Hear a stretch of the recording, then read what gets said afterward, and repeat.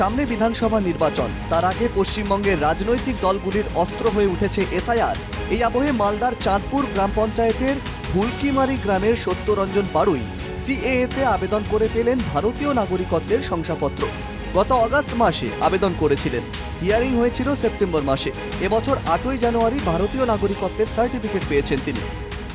স্বরাষ্ট্রমন্ত্রী এবং প্রধানমন্ত্রীর কাছে চিরঋণী। আমি সব উদ্বাস্তু সমাজের মানুষকে আবেদন করব, আপনারাও আমার মতো এই আবেদন করে নাগরিকত্ব গ্রহণ করুন। কারো কথা, কারো প্ররোচনায় আপনারা পা দেবেন না। এলাকার কৌতূহলী মানুষরাও সত্যরঞ্জনের বাড়িতে এসেছিলেন নাগরিকত্বের শংসাপত্র দেখতে। কেন্দ্রের এনডিএ সরকারের প্রশংসা করে পশ্চিমবঙ্গের শাসক দলের কথায় কান না দিতেও বলছেন সত্যরঞ্জন বড়ুয়ার প্রতিবেশীরা। এখানে তো ভয়ভীতি প্রথম থেকেই, যখন সিএ অ্যাপ্লাই হওয়ার পূর্বেই যখন এসআই শুরু হলো, তখনই টিএমসি বা শাসক দল আমাদের যেখানে বাজার হয় সেখানে বিভিন্ন রকম যে 10 জন বসে বা কথাবার্তা বলে, সেখানে প্রচুর ভয় দেখাচ্ছিল যাদের সিএ অ্যাপ্লাই করবে তাদের হচ্ছে কি ভারতের যে ভোটার কার্ড বা আধার কার্ড আছে এগুলো সবই নষ্ট হয়ে যাবে বা থাকবে না, কোনো নাগরিকত্বই থাকবে না। এই জন্য অনেকে অ্যাপ্লাই করতেও ভয় পাচ্ছিল এসব কথাবার্তা শুনে। বুধবার সত্যরঞ্জনের বাড়িতে যান হবিবপুরের বিজেপি বিধায়ক। সিএএ এর মাধ্যমে ভারতের নাগরিকত্ব পাওয়ার সত্যরঞ্জন বাড়ুইকে সংবর্ধনা দেন বিধায়ক। সেখান থেকেই রাজ্যের শাসক দল তৃণমূলকে নিশানা বিধায়ক জুয়েল মুর্মুর।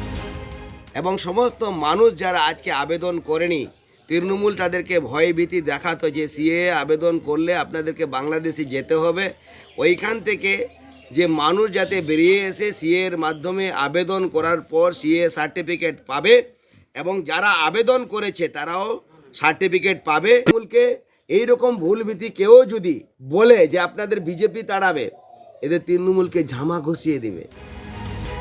আরও যারা আবেদন করেছে তাদেরও শংসাপত্র দিক কেন্দ্র। ভোটের আগে এটিকে বিজেপির গিমিক হিসেবে দেখছে মালদার তৃণমূল নেতৃত্ব। আরো করুক, হাজার হাজার লক্ষ লক্ষ মানুষ এখনো সিএ আবেদন করেছে, তারা এখনো পায়নি। প্রতিবার বিজেপি ভোট আসলে বলে আমরা আপনাদের সিএ দেবো, ভারতের নাগরিকত্ব দেবো, কেউ দিতে পারছে না। আগে দিক, তারপরে তাদের কথা বলবো। সিএএতে আবেদনে কি মিলবে ভারতের নাগরিকত্ব?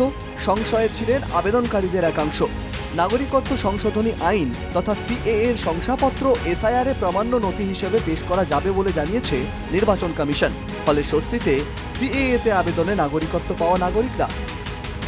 মালদা থেকে সুমিত ঘোষের রিপোর্ট, এনকেটিভি বাংলা।